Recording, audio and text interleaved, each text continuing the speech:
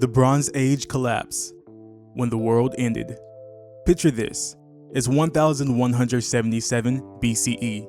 The Mediterranean is a bustling network of trade routes, mighty empires, and flourishing cities. The Mycenaeans control Greece.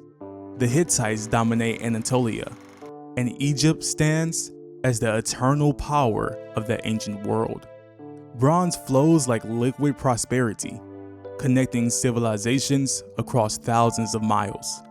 Then, in the span of just 50 years, it all vanishes. Cities burn, palaces crumble, writing systems disappear completely. The great Bronze Age civilization don't just fall, they're wiped from existence so thoroughly that some won't be discovered for millennia. Archaeological layers from this period tells a story written in ash and abandonment. But here's what makes this collapse truly haunting. We still don't know exactly what caused it. The evidence points to mysterious invaders called the Sea Peoples, raiders, who swept across the Mediterranean like a tide of destruction. Egyptian records speak of them with terror, describing warriors wearing feathered headdresses and wielding bronze weapons who could topple entire kingdoms. Yet, their identity remains one of history's greatest enigmas. Were they displaced refugees, a confederation of pirates, or something else entirely? The ripple effects were catastrophic. Greece plunged into a dark age that lasted 4 centuries. Linear beast script, the writing system that recorded Mycenaean Greek, vanished so completely that it wasn't deciphered until 1952. Trade networks that had connected Europe to Africa collapsed overnight. The very technology of bronze making was nearly lost.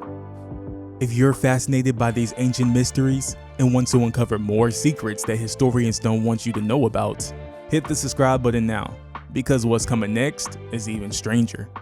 Because across the ocean, another great civilization didn't collapse into flames. It simply vanished into the jungle. The Maya. Vanishing into the jungle, deep in the rainforest of Guatemala, colossal pyramids pierce through the canopy like stone fingers grasping at the sky. This is Tikal, once home to over 100,000 people, one of the largest cities in the ancient world. Its rulers commanded armies, built monuments that dwarfed European cathedrals, and mastered mathematics so advanced they tracked the orbit of Venus with near-perfect precision. Then, around 900 CE, they simply walked away. Not just from the Tikal, but from dozens of magnificent cities across the Maya heartland. Temple construction stopped mid-project. Stone tools were abandoned where they lay.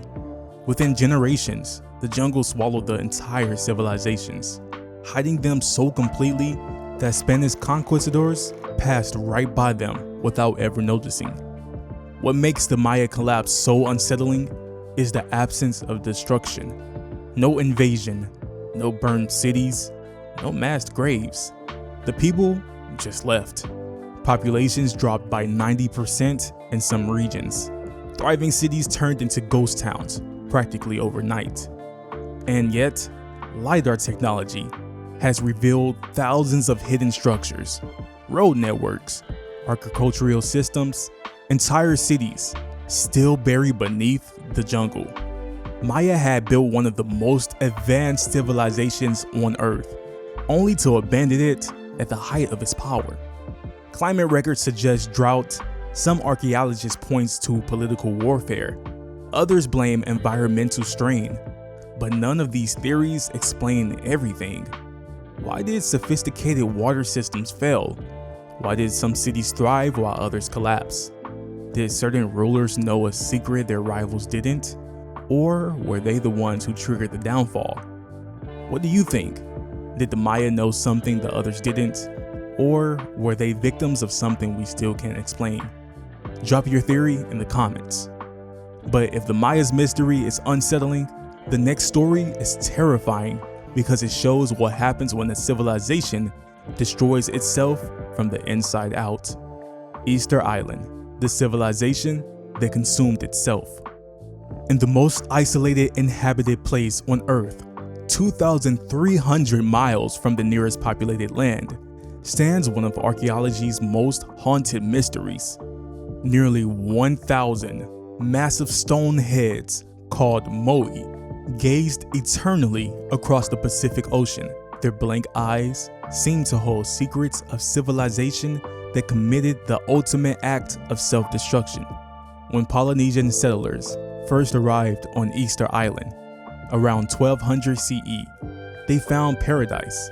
Within 600 years, paradise was gone. The palm forest had vanished, seabird colonies were destroyed, and the land was stripped bare. The moai weren't just statues, they were an obsession. Each clan competed to build larger, more impressive monuments, moving multi-ton stones across the island. They may have even walked the statues upright with ropes, but every triumph came at a cost. Move the moai, islanders cut down every tree. No tree means no boats, no tools, no shelter, no fertile soil. With resources gone, the society collapsed into chaos. Archaeological evidence reveals warfare, cannibalism, and toppled statues, monuments destroyed by the very people who built them. By 1722, when Dutch explorers arrived, fewer than 3,000 survivors clung to life on an island that once supported 15,000. Would you call this a warning for our modern world, or just a tragic case of obsession gone too far? Tell me what side you're on. If these stories already have you hooked, make sure you're subscribed, because the fall of the Angkor is even more shocking than Easter Island's fate. Imagine a city larger than New York, swallowed by the jungle almost overnight. Angkor, the city that challenged the gods. Hidden beneath the Cambodian jungle lies Angkor Wat, the crown jewel of the Khmer Empire.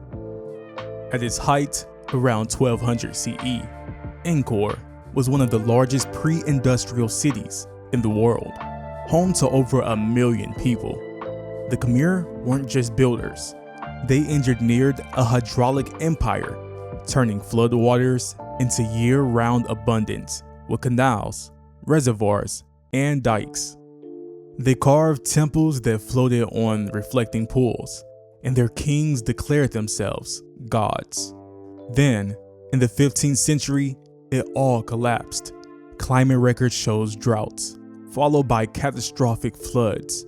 The hydraulic systems, once Angkor's greatest strength, became its fatal weakness. Reservoirs clogged, canals silted, and farmland failed. At the same time, rulers obsessed over divine temples while neglecting the very infrastructure that kept their people alive. When the system failed, it failed completely. The population scattered, leaving behind monuments so vast that explorers centuries later doubted that they were real. Would you have trusted a king who claimed he was a god, or would you have seen it as the beginning of the end? But Angkor wasn't alone. Across the world, another great people abandoned their homes so suddenly that it still leaves archaeologists baffled. The Ancestral Puebloans, the Great Departure. In the American Southwest, cliff dwellings like Mesa Verde cling to the rocks like eagle nest. For over 700 years, the Ancestral Puebloans thrived in one of Earth's harshest environments, building roads, creating art, and aligning great houses with the stars. Then, around 1300 CE, they abandoned everything. Tree ring data points to droughts, but they had survived droughts before. They had water conservation, food storage, and sophisticated farming. Yet, they left. Archaeology paints a grim picture. Evidence of warfare, cannibalism, and defensive settlements built high in cliffs.